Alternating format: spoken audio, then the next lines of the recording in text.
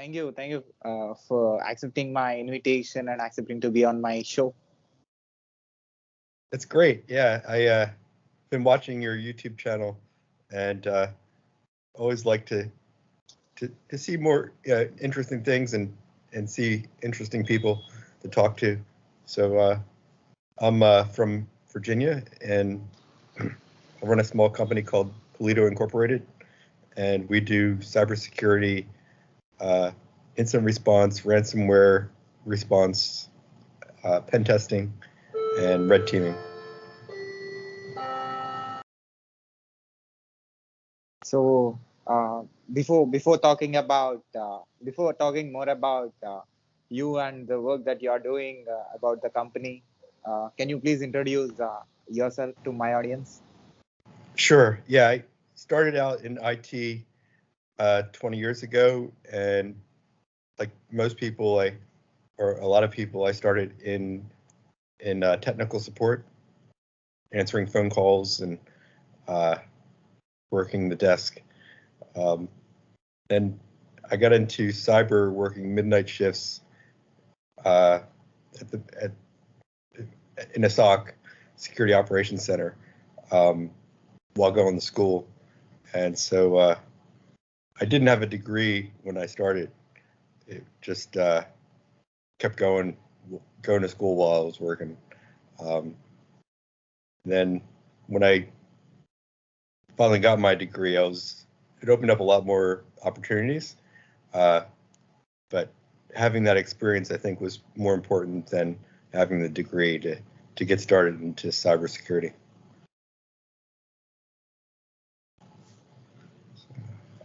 So then you started? In 1996 was when I first got my IT job, and then working the SOC in 2000. Then I started my company, Polito Incorporated, in 2012. After working for large contracting companies, I started Polito.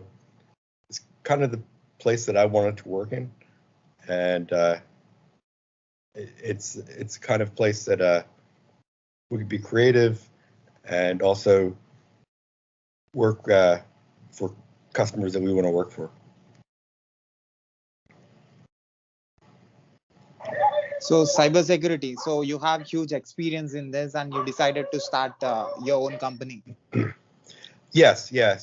Working for over 20 years with different companies, for different companies, I realized that if I started my own company, I get to choose a lot of the jobs that I wanted to work on, and so it's a lot more exciting.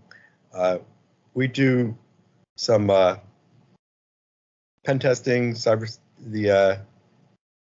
security testing. We're looking for vulnerabilities, and we try and find them before the bad guys do. So, like the recent Log4j vulnerability, I think it caught a lot of people by surprise.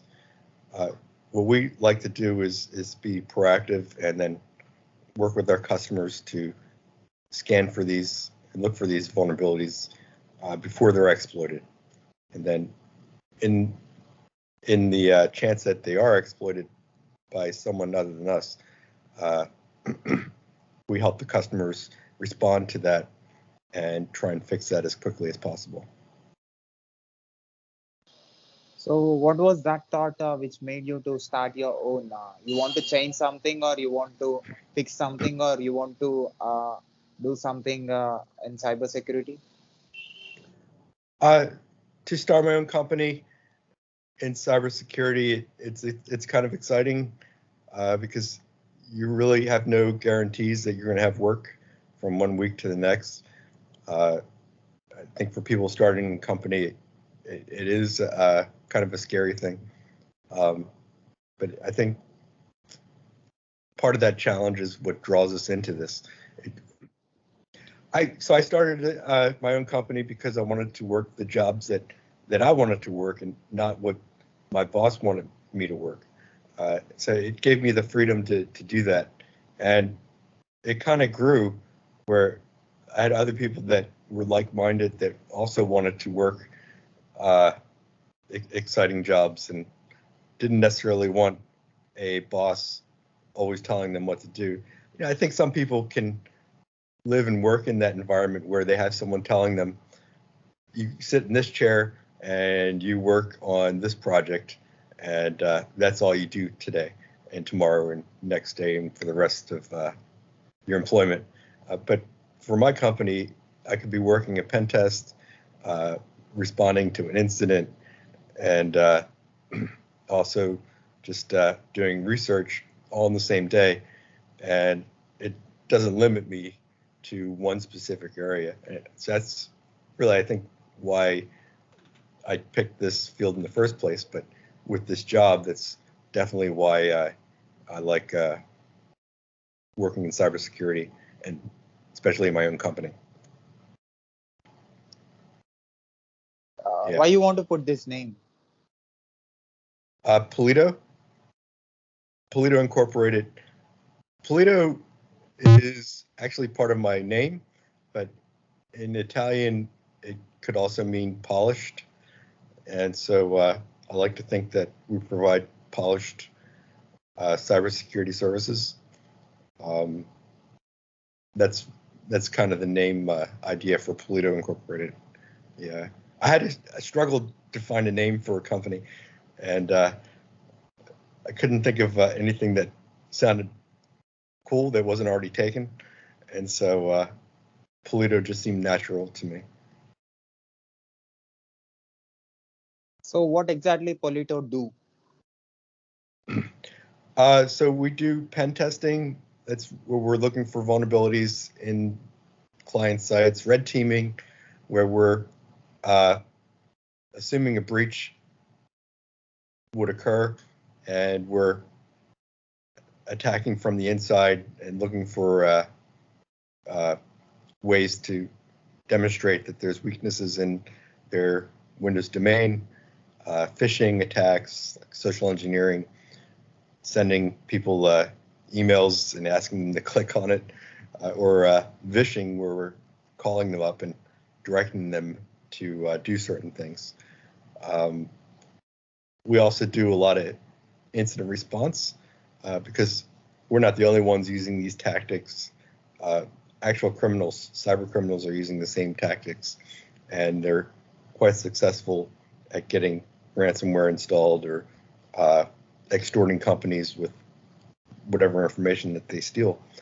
And so we assist companies in recovering from those attacks, identifying if any sensitive information was exposed, and then trying to stop future attacks, or at least limit the exposure that the customers have from those attacks through like different mitigation strategies.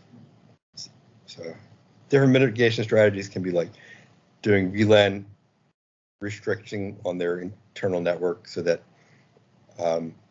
their desktops are not necessarily able to communicate with some of their accounting software, for example. They should all be on separate networks so that if one is compromised, they're not all compromised. So typically what we're seeing in most organizations is it's a flat environment where as soon as you get that foothold onto the network, you're able to go anywhere across the network. You gave your service for? We have customers in finance, critical infrastructure, pretty much across the board. We've responded to ransomware attacks with local city, state governments, and so it's pretty varied. I did a lot of work with Comcast over the years, hacking their routers and set-top boxes and stuff. So you understand everything in cybersecurity? I don't know if anybody understands everything. I'm definitely what you would call mile wide, inch deep in my knowledge. So I do know a lot of different things about a lot of different things, but I might not be the expert at all of them. So, for example, I think even though I do pretty good at a lot of pen testing and hacking and stuff, there are areas where I am still researching, like reverse engineering, um, coding, programming. I'm always learning about new things and trying to increase my knowledge. So providing security to the machines, providing security to the softwares, so Mhm. providing security to the non-living things. So Yes. Yeah, so application security is something we run across a lot. We're looking at how are applications coded and uh, how do they work, and what are ways that there are weaknesses in them. So that's always a fun one. We're looking for and trying to demonstrate, for example, SQL injection or cross-site scripting in the application. Um, the recent Log4j example, we're looking for, does it even run Java? If it runs Java, then we could look at ways we can try and exploit that. So yeah, I think the first part of a test is where what's called footprinting the application, looking for different versions that they're running, and then trying to piece together how it works, and then looking for those weaknesses in the application. so as a founder of Polito, so what the best thing that Polito did after coming in the market? I think the best thing we do is we're flexible. So if today clients need instant response, we can jump on that, right away. We're small, so we're only 12 people, but we're kind of spread out. So we have people out in Tennessee or Ohio or Florida, and we're able to respond quickly to different challenges. Um, I think similar to me, where I focus in a lot of different areas, Polito also does the same. And we have that philosophy where if you're working for Polito, you're going to do a lot of different things and not be just restricted to one area. So although we do value specialization, we also like people who can be able to be flexible. So why do a individual or a company need to select Polito for their cybersecurity services? Um, I think working with a company that is responsive to your needs and has experience across the industry is valuable. I think it may not necessarily be Polito, but I do think that companies do need to be proactive in their security. And I also think that companies should have a outside external look at their security, because if you're working on it every day, you're too close to it and you don't necessarily see all the vulnerabilities and the holes. Whereas an outsider can definitely see things that you might miss. And it never hurts to have a second opinion when it comes to something as critical as cybersecurity. So yeah, I think that's I would say that yes, pick Polito, but if not, pick some cybersecurity company, uh, just so that you can have that security. So you give services only to the US country? We do a lot of commercial work, and we're kind of spread out in the type of work that we do. I think we try and focus on um, commercial opportunities. Yeah. I mean, you're giving services from 2012 only to United States, or you're giving to other Oh, countries also? so we've been lucky to work with countries in places in Canada, um, Europe, and South America. We recently had a guy down in Colombia imaging some servers for an incident in Colombia, for example. So we are happy to travel. It's become a lot harder to travel now with all the restrictions, but I think travel restrictions are easing up, and we're definitely looking forward to more international work. Yeah. So before starting Polito, you already have a lot of experience. You already worked in the industry. You know how things work already. Exactly. Yeah. So I didn't know how to start a company or run a company, but I knew how to do cybersecurity. I knew how to hack, and I knew how to do incident response. So I'd say I was 75% there to running a company. But starting a company and running a company and having employees are all things that I really had to do research on and to learn as I went. Um, what I can recommend for someone else starting a new company uh, is to reach out to similar people, similar companies, owners, founders, and talk to them. Uh, find out who their accounting services is with. How do they do accounting? Find out are they are they how do they manage people? How do they do invoicing? Um, I think accounting was probably one of my biggest things with starting the company because I'm not really good with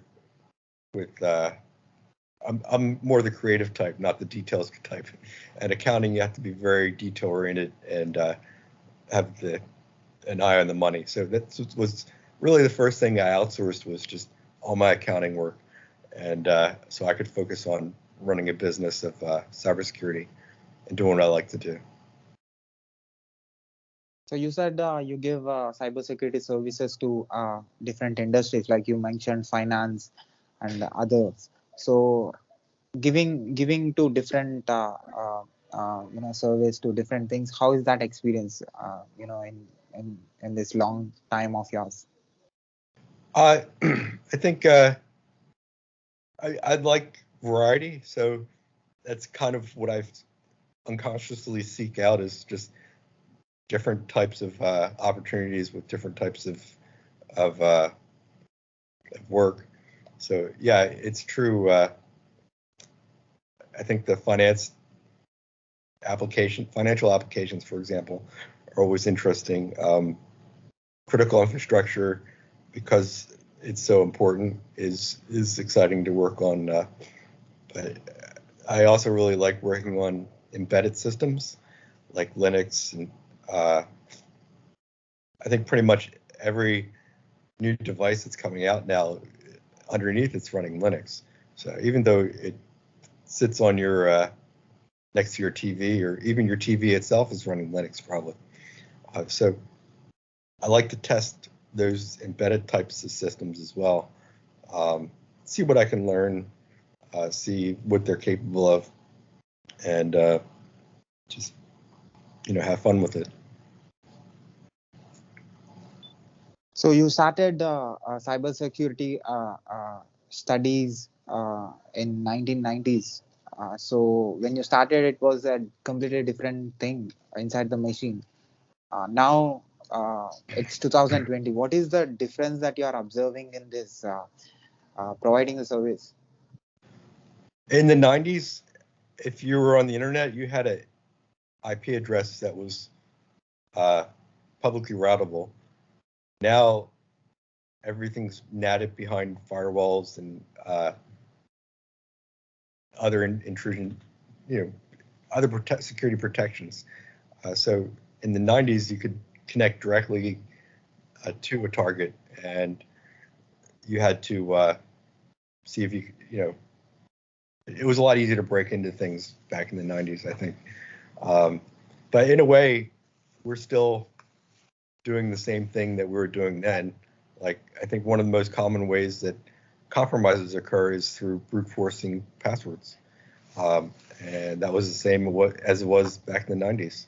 I think remote desktop is probably the number one way that attackers are gaining access into our customers' networks.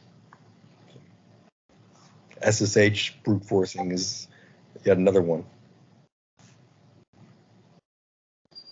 You understand space technology security? What's that? Space technology? Yeah. Like satellites and stuff. If you think about it, the satellites, they're probably running Linux as well. It's exciting, and I think the opportunity to work in those things would be fun. But when something's shipped out into space, and when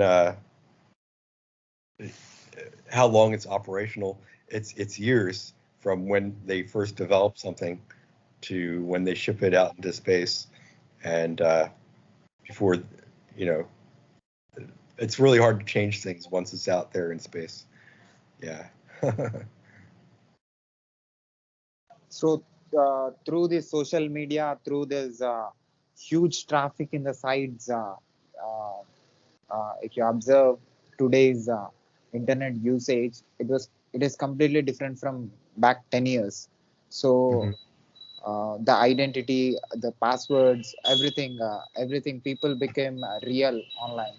So what internet is going to be? Is it possible for human being or experts like you to put walls around their house in order to protect themselves in the internet? I think so. I think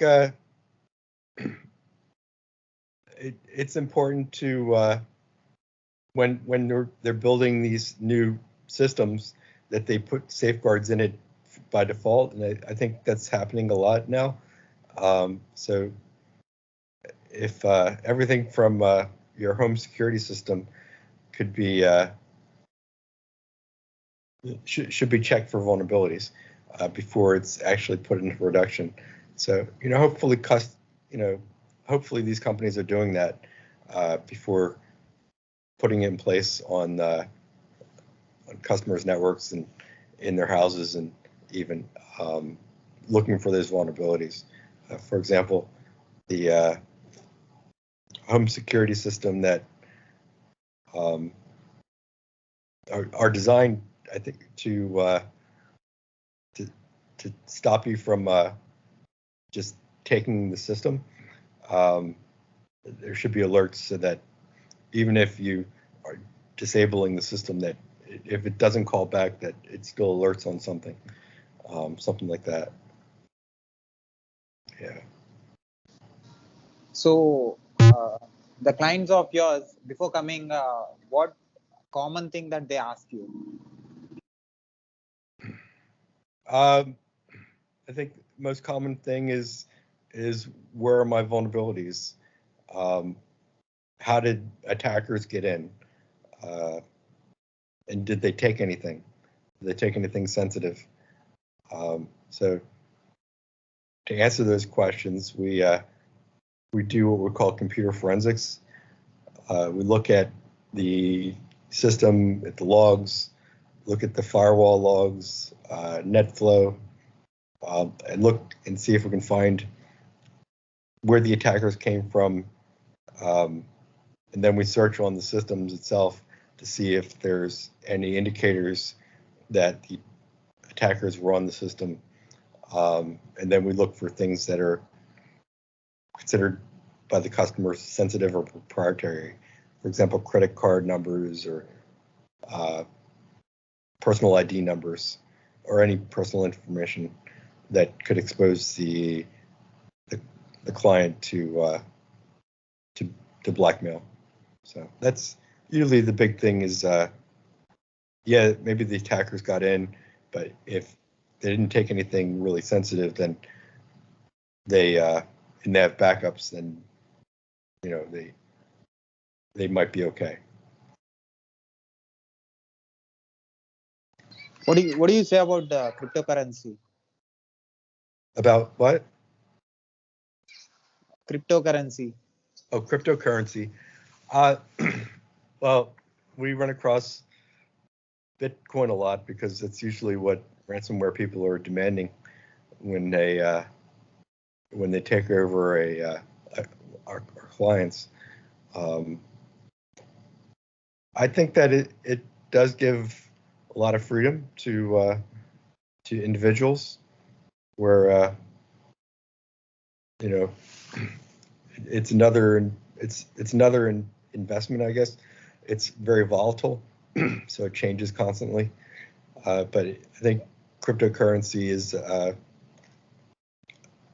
it's a good way for the individual to have some freedom of with their money. Yeah. What do you think? But I think you are an expert. I'm listening to you. Yeah. Well, I'm not an expert at cryptocurrency, but I do think that some cryptocurrency is good. I wouldn't necessarily put all my money into it, but I think that having that as like a hedge is probably a smart thing for most people. Yeah. But it does give you a lot of freedom in how you can move money around easily. So yeah, I can see And where it could be used for bad things as well, because it is semi-anonymous. When you send money to a Bitcoin address, you really don't know who's behind that Bitcoin address. Do you? what do you say about NFT? What's that? NFT.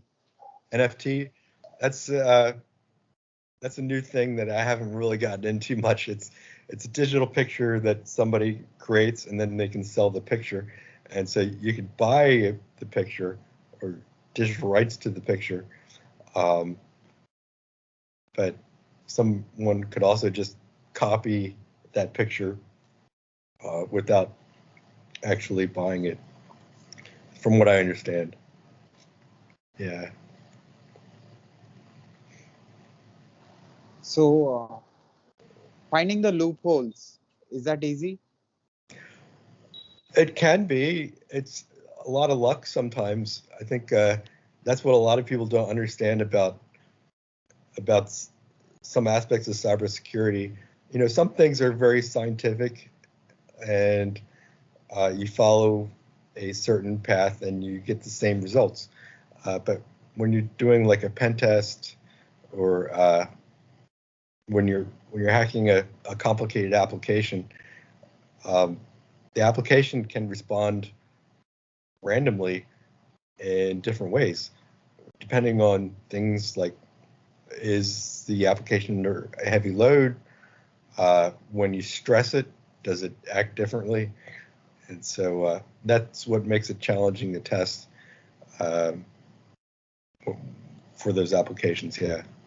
Yeah. But it's what I find most interesting, I think, in that aspect of the job, is that you really don't know what you're going to find until you start doing it. And it is kind of like exploring unknown territory, especially when you're testing a new application. So it's pretty exciting. So what is fascinating you being in this job, providing cybersecurity service? Um, I like the fact that it changes constantly, and there's always something new to look out for. So it does require a lot of research and being able to be a little bit flexible sometimes. Sometimes having to work nights and weekends because that's when there's some emergency that happens. But also having the flexibility to be able to work nights and weekends when I want to, so that I can spend time doing something else. So, yeah, there's a lot of flexibility, I think, in this industry that, especially now that a lot of people are working from home, it does make it a lot easier to do different things like that. So, what is world without Polito? What is what? What is world without your company? Oh, it would be one smaller, sadder uh, uh, field security in cybersecurity. I think there's a lot of companies out there that do what we do, but I think we all kind of work together. And even though there is some competition, I think more often we're working with companies rather than against them. And I think my goal with my company is to mentor new people, help new businesses that are starting, and I've always had kind of open door policy where you can reach out to me on Twitter or LinkedIn or you can send smoke signals. Uh, I'm happy to answer and and help you in any way I can, especially those that are new to the field and want to get into it. Um, that's kind of how I started. Was just I I just started talking to different people and got their ideas and started my own company. So, or even getting into pen testing and hacking, um, started that by just watching other people do it and said, hey, that looks like a lot of fun. And that's basically how I started. Like you said, you are very responsive. Polito is very responsive, solves problems very fast. So, your team is 12 members. Hmm. So, everybody can do everything. Everybody can do everything. That's our goal.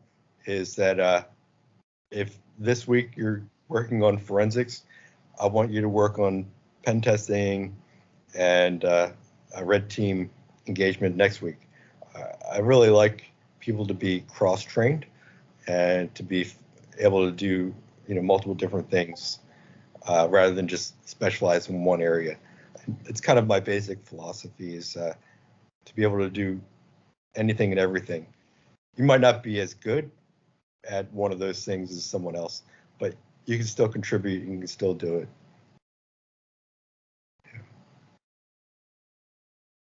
So, what is the impact that you did with your company? What's that? The What is the impact that you created? impact. Uh, so someone said to me once, why do I exist? Why does Polito exist? And I think the impact is that we help our customers improve. I think improvement is important for everybody. It's important for me and definitely important for my employees and also for my customers to be able to start from a place that in an area and then move them up to a better place.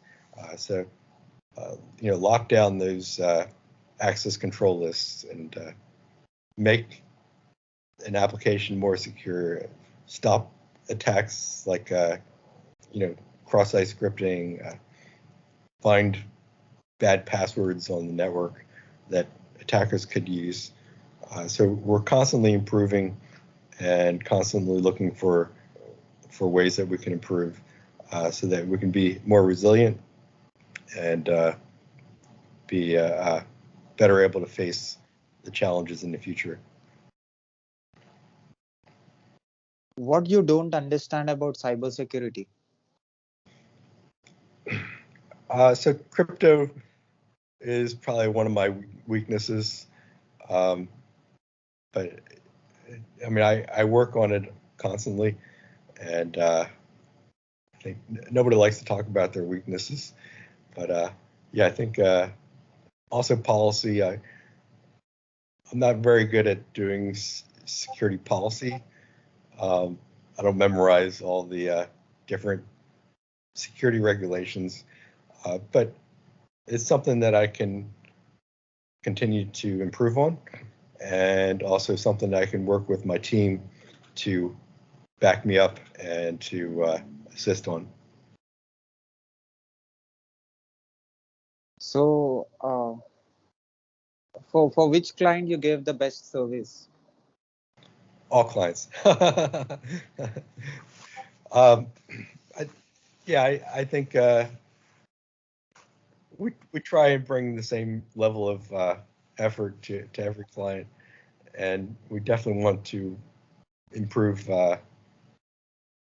you know, for everyone. Yeah. So the attacks that you're observing, you said you worked in Canada and some European countries. Mhm. So what is the different types of attacks that you observed and why they do? What is their motivation? What is their intention?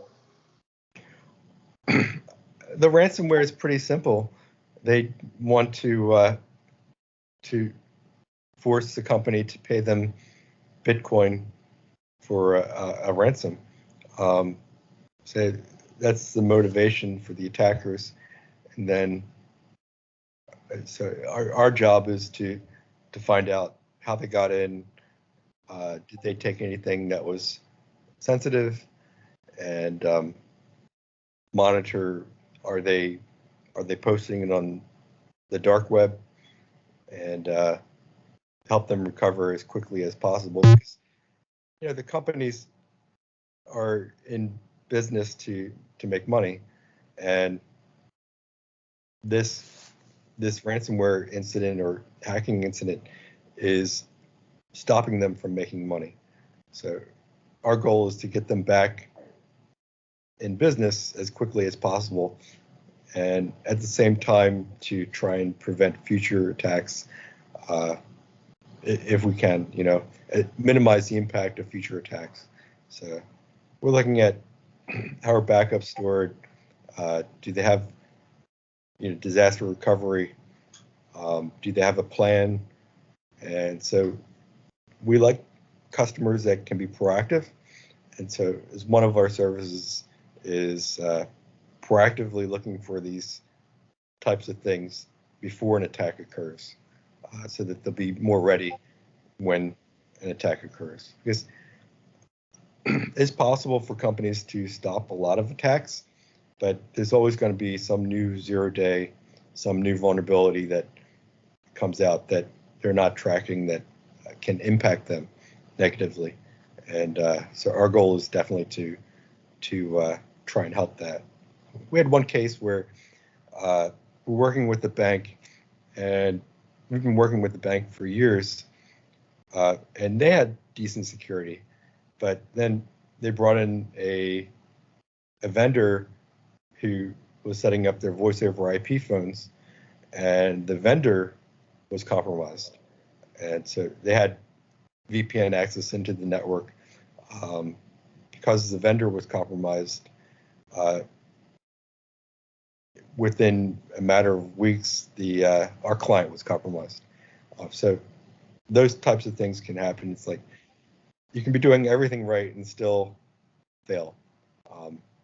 I guess that's really the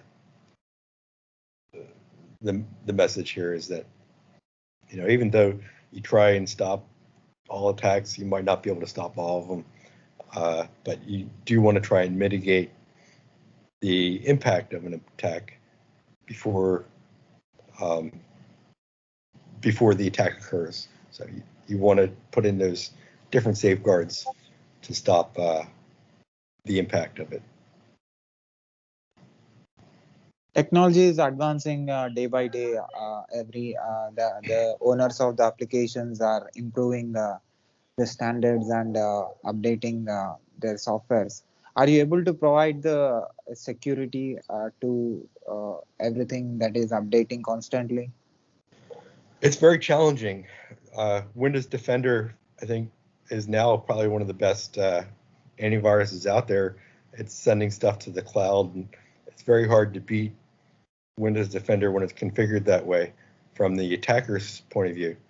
So I think what attackers are doing that defenders are also doing is we're both modifying our methods. So attackers will say, okay, they can't beat Windows Defender signatures and the cloud-based access. So what do they try and do is they try and disable the antivirus. And so on the defender side, they put in checks to stop disabling the antivirus. But the attackers are always going to try and find ways that can beat those different checks. So they'll try and kill the service, rename a file so that the service doesn't start, run some PowerShell to disable it, kill the process. They'll use a dozen different ways to try and beat that security protection. And when they do, it doesn't take too long before these Windows Defender or other security companies to find ways to stop that attack. So it's a constant learning and updating. So it's frustrating in some ways because if you're trying to do a demonstration and the technology is changing, it can be pretty hard to have a successful demonstration. So the recent update for Microsoft is they're disabling macros for Office documents. So macros are really convenient because you can automate a lot of your document processing. You can have your documents running code, but this is also good for attackers because they want their code to run in the application as well. So I'm curious to see what will happen if Microsoft locks down macros on Office documents. What will attackers move to next? Yeah. How do you charge to your clients for your service? And also, do all clients of yours have technical knowledge? I think it's a mixture. Probably most of our clients do have really good security already, and we're serving as a outside industry standard opinion. We're very flexible with how we work with clients, and in a lot of cases we work with partners. So like I said earlier, we're not always competing with other companies. In most cases, we're working with companies, and in some cases, this is kind of how I started my company. I work with larger companies who need someone that specializes in my special area. They need a pen tester, or they need a incident responder, and they might have a full staff of people that are already fully booked and engaged. And so the choices that a company like that has is, do they just turn down business, or do they hire someone like me who can assist them with those with that extra work? So yeah, I think most of those jobs are like net 30. So we'll work the job, and then in 30 days we get paid. Yeah, so for 30 days we don't get a paycheck. Well, my employees do, but we have to be able to cover for that for a month at least. Are you able to? I mean, what do you think? Giving security to artificial intelligence, Um, Giving security to what? Art, artificial intelligence. Oh, so it's still one of those new and constantly changing fields, even though artificial intelligence has been around for a while. Um, it's definitely something that's changing rapidly. I think it is kind of a fun field to try and automate things, and yeah, I think it's just a new fun field to work with. I know with a lot of the GPUs and the graphics cards that have the processing on the chip make things a lot faster.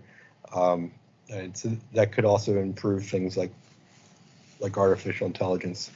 Uh, Definitely will have to have more safeguards, I think, in those. There was a pretty cool capture the flag event at DEF CON a couple years ago where they had artificial intelligence for capturing the flag and to see which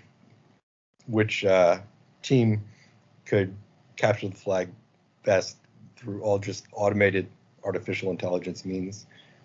So it's definitely kind of a new field, and I'm looking forward to seeing it. So yeah, I've seen artificial intelligence in a lot of different fields. Um, I think probably where it's going to be more interesting is in drones. You know, looking at how those autonomous flying vehicles add in artificial intelligence, and I think that would be pretty interesting. Why do people use their smartness to attack somebody? Why cyber attacks? I think now it's money, right? It's cyber criminals. They're trying to make money, and so they're they are trying to find ways to do that. Um, they could probably do it legitimately. They could definitely start a company like I do and work with companies to improve security. But I think they know that they can make a lot more money illegally. And I think there's some countries where they not only allow that, but they encourage it. So um, that's just been my experience. So, and sometimes they crack down on the criminals. So we'll see. I think recently they just wrapped up. They caught a whole bunch of cyber criminals in Russia for different ransomware gangs. But we'll see how long they stay arrested and whether they're back out again. So it's kind of interesting. Sometimes when these criminals they go on vacation somewhere and they go to a country that has extradition rights with the U.S. and they get arrested anyway. So I think from the criminal's point of view, if you're going to be a criminal, you probably have to stay in a place where you're not going to get caught. So you don't want to, if you're a criminal, you don't want to go to a country where they have harsh criminal laws against that. But still, there is a disconnection between cyber laws and the laws of the lands, the laws of different countries. Mm-hmm. Oh yeah, yeah. So I think we can all agree though that ransoming a company uh, millions of dollars in Bitcoin is wrong. But you're right. There's definitely different rules for uh, for cyber. In some countries, you can't even have security tools. Security tools are illegal. In other countries, it's not so. I think for a long time in the U.S. we banned crypto. So if you had a program that used any type of cryptography, you weren't allowed to share that with people in other countries. But the laws are constantly changing as well. And so I think that's definitely going to be a challenging aspect of cybersecurity. You know. So if my country or my state or my province IT minister is watching this, what advice you will give to him about cybersecurity? So I think that because we have the global economy and cybersecurity is something that anybody can learn and do. People in India are definitely increasing their I think there's a lot of entrepreneurs in India, right? So we're definitely looking forward to working with people in India, and we have a lot of people from India in the United States as well. So it's always, I think diversity is a very important part of successful business, and diversity of mind, and also diversity of background. So being able to think differently allows you to see things that other people don't see. And that's really the essential hacker mindset, is just always being able to think differently and look for things that that other people just don't see. So yeah, it's exciting. I think that's probably one of the fun parts about the job. So at last, you bought a point called diversity. So by seeing the diversity in my YouTube channel, what do you say about me and my work? I always like your channel. I think you talk to some fun people, and so I look forward to listening more. And I like you seem like a friendly person, so I definitely like to talk with you more in the future as well. I'll put your website link in the description of this video. People who finds our video on YouTube can see the service that you're providing and can take your service as well. And also I'll put your website link on the screen. They can see it. And can you Okay. spell your website name so that my people who are listening to our conversation on podcast can listen? Mm-hmm. Yeah, it's POLITOINC.com. Polito Inc. I'm sorry. Yeah, PolitoInc.com. Yeah. Thank you, Fred. Keep going, keep doing what you love, and at the same time, keep securing people and also be the reason for a lot of people's wealth, wealth Absolutely. security. Yeah. Anybody has any questions, you can contact me anytime. If you want to set up a cybersecurity business, I'm happy to work with you and help you do that. So I think if you're interested in a career in cybersecurity, definitely reach out to me. And even though I'm a small company, I can still at least offer advice and try and offer assistance however I can. Can I put this video on my YouTube channel with your permission? Yes. Can I also put this video and audio clip on my podcast, website, internet, social media, everywhere with your permission? Sure. Yeah, one last thing. What do you say about my questioning in this conversation? It's very interesting, and I definitely enjoyed talking with you, and I hope to talk with you more. Thank you, Fred. Keep going and keep doing what you love. Okay, Sai, thank you.